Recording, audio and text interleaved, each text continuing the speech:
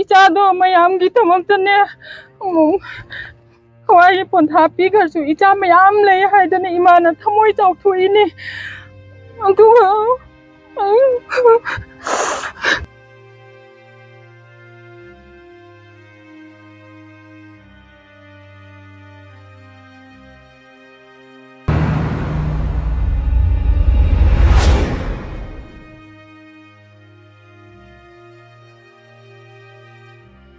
पुआरीदा मुनाइदना लेहरगदबा खामेलो की थौदोक हाइदुना खंगनरिबा हौखिबा जून की तांग 13 की नुमिदांगदा कुकी मिलिटेंट सिंगना खामेलो की चर्च अमदा कोइसिलगा नोंमै कापसलकदा मैदै की खुनगाकपा वॉलंटियर 9 की पुंसी लोंखी अदुगा कया अमना अरुबा फिबमदा असोपन नंखी नुमित अदुदा अरुबा फिबमदा सोखिबा सिंगी मनुंगसन्ना इम्फाल ईस्ट डिस्ट्रिक्ट की कुंद्राकपम असेंबली कॉन्स्टिट्यूएंसी की मनुंगसन्ना लेबा कुंद्राकपम अवांग लेकाईगी लाइमयुम प्रेम सरमा सही कुन अपोकपत लेखिद्रबा लाइमयुम मखोन सरमसु अमनी नुमित अदुदगी हौना राज मेडिसिटीदा लायेंगदुना लेरकलबा मतुंग हौखिबा अक्टोबर के तांग 19 दा ताइबंगपान थादोखिबनी मा हेक सोकपदगी हौना लेखिदबा मतम फावबदा मसा ज्ञान तादना अदमक लेरकपनी अदुबो हौखिबा अक्टोबर की तांग 38 नुमित असिदा तप्ता इंस्टीट्यूट ऑफ फ्यूजन म्यूजिक ताइफुम हाइदुना कंगनरिबा अमसुंग light minded group LMG Manipur अनिना खुसमनरिगा कपलिबसिंग ममोन मिनोक तमनसी हाइबा मिशन अमगी मखादा लानगी सेथेंग नंगलबा सिंग अमदी मियामगी मतेंग लोइनना तेंगबांग पीबगी अनिसुबो ओइना लेखिद्रबा कुलंगाकपा लाइमयुम प्रेम सरमगी इमुंगदा महाकी मथौमंगम पांथोकनबगीदमक हाइदुना लुफा लिसिंग कुन की तेंगबांग पीखिबा नुमित अदुदा चैनल सिसु लाइट माइंडेड ग्रुप के मेंबर अमोइना सरुक याजरुबा अमदी इमुंग सिगा ngahakang wari watai sanajarakpagi pawda maju ngasi miyamda khudot tamjari ningsing bayai taifum amasung light minded group gi thongmising na haukibo october gi tang 38 da kundrakpom ong lekai da leiba leikidraba prem saramagi yumda hakthengnana satuna tengbang sel adu prem gi apokpi mamada khusinnakhibani numit adugi tengbang piba aduga mari leinana LMG की secretary हाबिदि light minded group के secretary Sorok खाइबम ओजितना ताइफुम अमसुंग light minded group ना कपलिबसिंग ममोन मिनोक तमनसी हाइबगी वखलोंदा इमा लेबा केदमक थवाइना पुंता पीखरबा अथौबसिंगी अवाब नंगौरिबा इमुंगदा अमदि का हेना सोकपा मियोइसिंगदा सेलगी मतेंग पीदुना थवाइ कन्नबा होनबगा लोइनना मिफता cookie सिंगना मयुम माइकै तुमना मै थादोक पीखरबा मरा लेजदबा मैतै सिंगी इमुंगदा मतेंग पांगबगी सरुक अमा ओइना लेखिद्रबा प्रेम सरमगी अवाबदा नंगौरिबा इमुंग मनुंगदा तेंबांग असे पिजबनी mission असिगी अहानबा ओइना हौजिक लायेंगलिबा ngang laisomba manos da lupa lising yankay mating su pikibu laikrabani haiduna senela sida asumna phongdok piri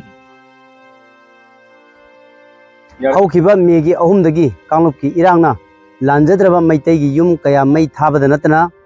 miyu kya punsi pikham nakhiba adu khul ngakpa koi volunteer kya bu ukigi koi etekta imaleba kitu thawai kat khiba amasung koi kaya na asok apan nangaga mikam mirau pundana kontana thallaba iramdam madu oire masigi talak asida kabliba singbu mominok tamansi haiba wakhalol amada Tabta Institute of Fusion Music Tabta amasung like minded group humanity service togediba Manipur LMG Manipur ga kusam naduna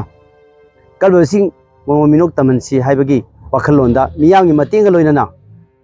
koi mangkhlawai dagi hoduna koi asok pasingda mating pangapagi makha chatajar poina haiba prema sisu ngasi gi pung ani makhaida mahaki damakta ekoi khara sen khara chauna mating pangnaba marani mai punsi kananaba honajarambani adubu ngarang asi akoi october gi tang 18 asida member singna sumai tawna prem leitre haibadagi ai isamak chacharaga hospital da yengma chacha matamda mahaki taibang thadokibagi taibal thadokibagi adumba sem saba adigi mi sing lambaduda sa yamna nungai tabam phawi adu bai khoina mage punsi kanba ngamgi dagasu magi yu manungna nanghori ba awaba sida saru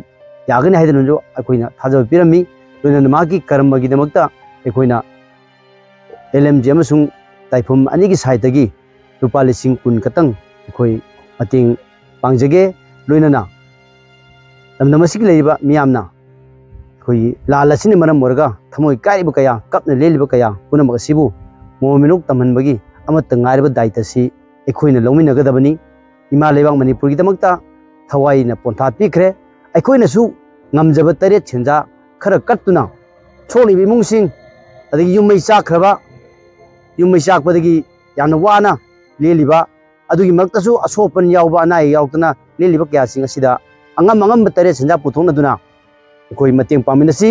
ꯄꯨꯜꯂꯕꯗꯤ ꯉꯝꯗꯕ ꯂꯩꯇꯦ ꯑꯍꯜ ꯂꯃꯟ ꯍꯥꯏꯅꯔꯝꯃꯤ ꯇꯔꯥꯒꯤ ꯆꯩꯁꯨꯅ ꯂꯤꯡꯊꯣꯡ ꯐꯥꯏ ꯑꯄꯨꯟꯕꯅ ꯄꯥꯡꯒꯜꯅꯤ ꯍꯥꯏꯕꯒꯤ ꯋꯥꯈꯜꯂꯣꯟꯗ ꯀꯞꯂꯤꯕꯁꯤꯡ ꯃꯑꯣꯡ ꯃꯤꯅꯣꯛ ꯇꯝꯍꯟꯁꯤ ꯍꯥꯏꯕꯒꯤ ꯃꯤꯁꯟ ꯑꯁꯦ ꯃꯤꯌꯥꯝꯅ ꯃꯄꯨꯡ ꯐꯥꯍꯟꯕꯤꯌꯨ ꯍꯥꯏꯗꯨꯅ ꯂꯥꯏꯌꯦꯡ ꯃꯟꯗꯦ ꯒ꯭ꯔꯨꯞ ꯑꯃꯁꯨꯡ ꯇꯞꯇꯥꯒꯤ ꯃꯍꯨꯠ ꯁꯟꯖꯔꯒ ꯃꯤꯌꯥꯝꯗ ꯈꯨꯕꯥꯛ ꯆꯪꯅ ꯇꯔꯥ ꯂꯣꯟꯅꯗꯨꯅ ꯃꯤꯌꯥꯝꯗ ꯍꯥꯏꯖꯔꯤ ꯄꯨꯝꯅꯃꯛꯄꯨ ꯊꯥꯒꯠꯆꯩ नुमित अदुदा लेखिद्रबा अथौबा प्रेम शर्मागी अपोक्पी मेमना चैनल असिदा असुमना पाउदम बिरई महाकी लेखिद्रबा मचानुपागी दमक मियामना तेंबांग बिरकपा पुनमकपु तौबिमल खंगबा उत्पगा लोइनना महाकी मचानुपाना इमा लेबाकी दमक थवाइना पोंथा पीख्रबसु प्रेम गुंबा लमदम मसिदा मचानुपा चामा लेरी हाइना चौफोक्चरी हाइना मथमोय पेना कपना पाउदम बिरखी लाक्पीरीसे इमाना जाम हराउजै अदुगा मयामना खुंजा मयामनासु मतेंग पांगबीदना ngasi जौबोदा आई सुमाइना तौरगा हिंजरीनी अदुगा इचासिंगनाने मयाम मतेंग पांगबी इमा जामना थमोय हराउरी इचादो मयामगी तमक्तने हवाई पोंथा पीगरसु इचा मयाम लै हाइदना इमाना थमोय चौथुइनी अदुगा इजादम अरे अने लायेंग बंगमदना इमान तौबी इचा मयामनने इमाबु मतेंग पांगबजे इमानने इचा चिंगे दाम थागतै लेकाइजु आइना दामना हाइदे करि हानि हाइनिंगाइ लैतना आइबु मतेंग पांगबजे आइ दामना हाइनिंगाइ लैतना आइ थमोइजिगा अपेनबा